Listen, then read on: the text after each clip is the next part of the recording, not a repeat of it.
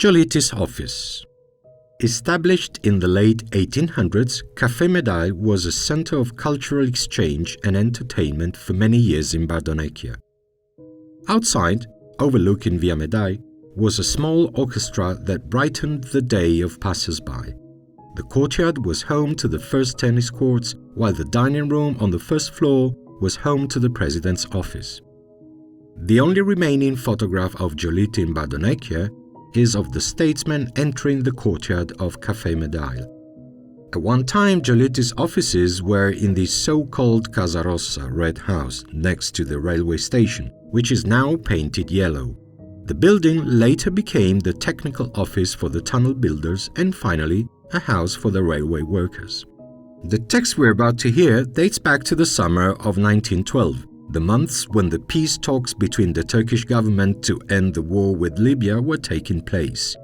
It was from Bardonecchia that Giolitti kept up to date with the negotiations of the Italian and Swiss diplomats, thanks to the town's excellent telegraph connections with Rome and a train line to Switzerland via the Frejus Tunnel.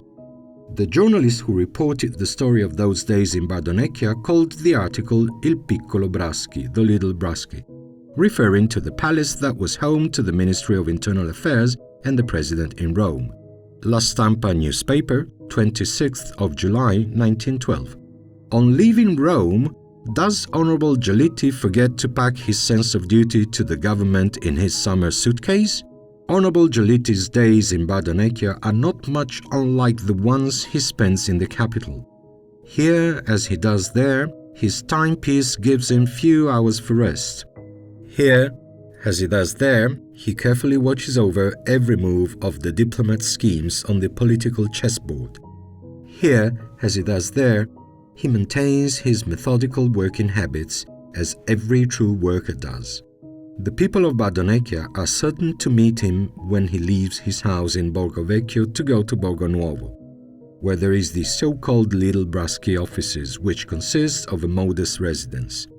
A notable part of his daily work is carried with the help of the so-called president's briefcase, a case that follows him every day to every corner of Italy, wherever he may be. What it contains could be defined as the daily work of government.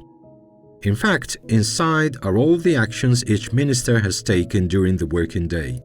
Honorable Giolitti personally reads all of the paperwork, which is almost always the product of his previous instructions, and so he signs, edits, redacts, depending on the matter in hand. This is what you might call the more bureaucratic aspect of his work.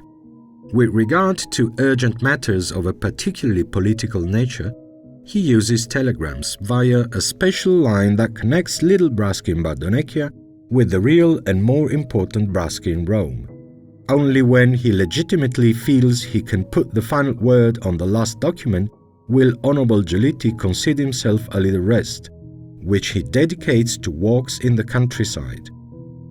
These are the brief oases of peace for the president, those brief hours in which his mind can dive into the delights of silence and his lungs can be cleansed with pure oxygenated air. The real and essential difference between his life in Rome and the one he leads during his breaks in the countryside consists in his freedom from those numerous formal and proprietary obligations that are inherent to his high station and which, given the nature of the man, must be, I imagine, his greatest torment. On the subject of the president's benevolent simplicity and his instinctively rebellious temperament towards stately demeanor, one day I noted down something he said that gives you a picture of his true character. It was something he said to an acquaintance he met on the street who wished him good day. "Ah, look who's off gallivanting," Giolitti responded, "while here I am off to the workshop." Then he continued on his way to Little Braschi. This is how the man was.